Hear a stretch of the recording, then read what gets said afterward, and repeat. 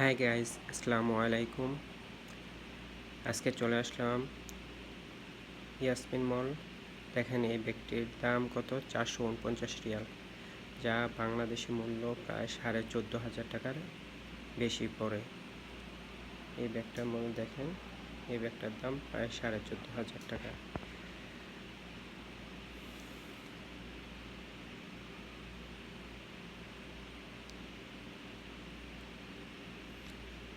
ব্যাগগুলো অনেক কোয়ালিটি সম্পন্ন, অনেক সুন্দর, এবং এই ব্যাগটার দাম আগে ছিল 399 রিয়াল আর এখন আছে 239 রিয়াল 40 পয়সা, যা বাংলাদেশি মূল্য প্রায় 7,500 টাকার উপরে পড়ে।